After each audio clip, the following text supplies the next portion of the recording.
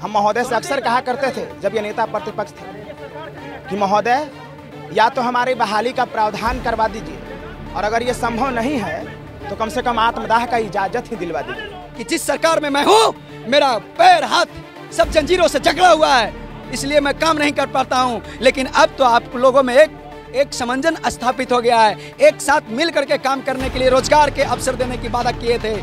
तो अक्सर कहा करते थे माननीय कि लड़ो संघर्ष करो सरकार बदलो काम होगा। आज सरकार बदला है, आज मुख्यमंत्री बन गए। हम ये कहने आए हैं कि आज आपके हाथ में पावर है, ताकत है, शक्ति है। नमस्कार, आप देख रहे हैं न्यूज़ पॉइंट नेशन में आपके साथ अभिजीत सिंह। STAT के 19 के अभ्यर्थी हैं जो लगातार सड़कों पर प्रदर्शन कर रहे हैं और हमारे पीछे तस्वीरों में देख सकते हैं कि लगातार जो STAT के अभ्यर्थी हैं वो पहले नेता प्रतिपक्ष तेजस्वी यादव हुआ करते थे, तब वो आते थे राबड़ी आवास, और वो जब उप मुख्यमंत्री बन गए हैं तो आज राबड़ी आवास पे पहुंचे हुए हैं STAT 19 के अभ्यर्थी। आप लोग राबड़ी आवास पहुंचे हुए हैं, महोदय से आज मिलने आए हैं। जब नेता प्रतिपक्ष थे तो हम लोग अक्सर आते थे, दोनों मेरिट और नॉट मेरिट के अभ्यर्थी कहते थे अक्सर कि तुम लोग एक साथ आओ, यूनाइट होकर के लड़ो, संघर्ष करको। हम महोदय से अक्सर कहा करते थे जब ये नेता प्रतिपक्ष थे कि महोदय या तो हमारी बहाली का प्रावधान करवा दीजिए और अगर ये संभव नहीं है तो कम से कम आत्मदाह का इजाजत ही दिलवा दीजिए। तो अक्सर कहा करते थे माननीय कि लड़ो संघर्ष करो सरकार बदलो काम होगा।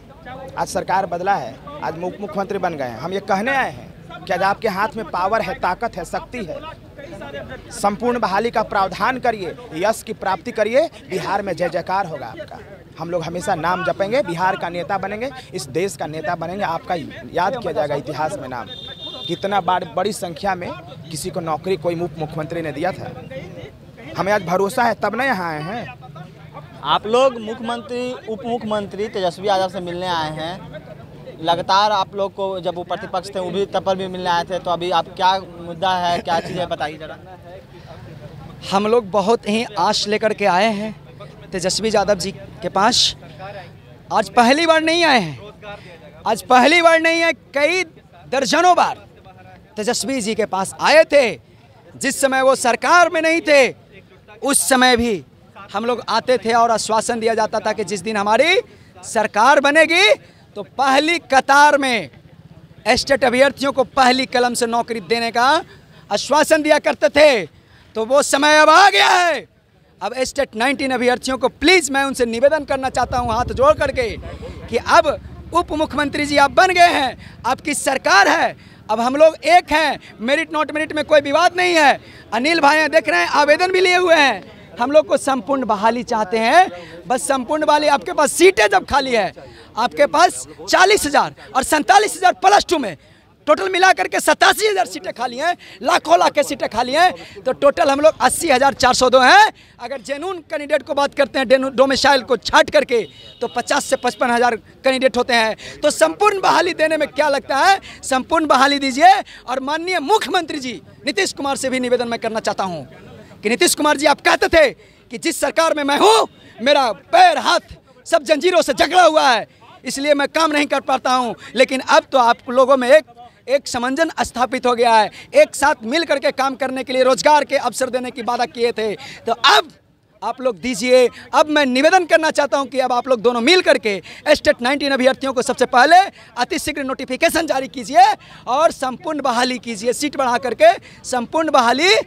कीजिए। मैं यही निवेदन करना चाहता हूं और विनती करना चाहता हूं। छात्र एकता जिंदाबाद, छात्र एकता जिंदाबाद, STAT 19 अभ्यर्थी जिंदाबाद, 80,402 जिंदाबाद। आप लोग मैम राबड़ी आवास पर पहुंचे हुए हैं, अपने मांगों को लगता है वो युवा नेता है, तो क्या लगता है किस तरह से वो आप लोगों की समस्या को दूर करेंगे? सर, युवा नेता होने के चलते वो हम युवाओं को तकलीफ को वो समझेंगे और हम लोगों को बहुत जल्दी नोटिफिकेशन निकाल करके हम लोगों को नियुक्ति वो करवाएंगे। ये उम्मीद लेकर के हम लोग राबड़ी निवास आए हुए हैं और अब ये स्थिति है, करो या मरो। अब जिस मतलब इतना आंदोलन करने के बावजूद अभी हम लोगों के बीच में कोई है स्टूडेंट, उनका एक्सीडेंट हो गया, अभी जो उनकी ये स्थिति है कि वो सीरियस है। तो सर आप समझ सकते हैं कि युवा नेता होने के कारण कि हम लोग बेरोजगारी की किस हद पार कर चुके हैं, क्योंकि हमारे छोटे छोटे बच्चे हैं, हस्बैंड जॉब नहीं करते हैं, हम क्वालिफाइड होकर के आज भी सड़क पर अपनी जॉब के लिए आप लोगों से आकर निवेदन कर रहे हैं, विनती कर रहे हैं। हम महिलाएं कितना स्ट्रगल करेंगे, एक तो घर से आने नहीं मिलता है, ऊपर से घर से आने के बावजूद छोटे छोटे बच्चों को छोड़ कर आते हैं, वो बच्चे भी हम लोगों के मतलब छोड़ करके आना भी, फिर जल्दी घर जाना, मतलब इतना स्ट्रगल अब कितना करें सर। क्वालिफाइड 5 साल लगाते हैं हम लोग तैयारी करके, क्वालिफाइड होते हैं, उसके बाद 5 साल सड़क पर इतना स्ट्रगल करते हैं। तो सरकार से, तेजस्वी सर से हम लोगों का नम्र निवेदन है कि वो हम युवाओं को समझे और महिलाओं को कष्ट को समझे और अति शीघ्र लिखित, अब मौखिक नहीं, अब लिखित नोटिफिकेशन जारी करें और हम लोगों की नियुक्ति संपूर्ण बहाली को तुरंत बहाल करें।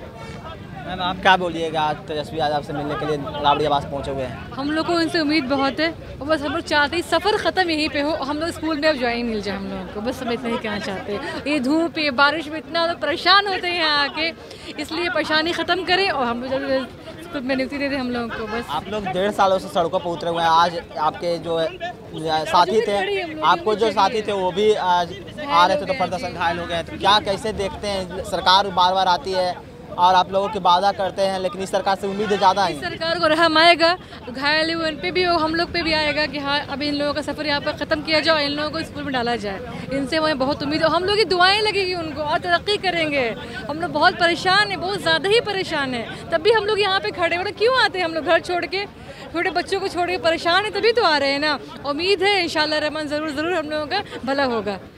चलिए, जो लगातार हैं STAT के अभ्यर्थी हैं, अपनी उम्मीद को लेकर आज 10 सर्कुलर राबड़ी आवास पहुंचे हैं। आपको बता दें कि जब वो नेता प्रतिपक्ष थे तो उस टाइम भी इन लोगों जो STAT के अभ्यर्थी हैं वो मिलने के लिए आए हुए थे और उन्हें आश्वासन दिया गया था कि आपकी बात हम सरकार तक पहुंचाएंगे। अब जब वो उप मुख्यमंत्री बन गए हैं तो उनसे जो तमाम STAT 19 के अभ्यर्थी हैं वो मिलने पहुँचे हैं। अब देखने वाली बात होगी कि तेजस्वी यादव मिलकर उनसे क्या कुछ आश्वासन देते हैं। ऐसे तमाम खबरों के लिए बने रहे न्यूज़ नेशन के साथ।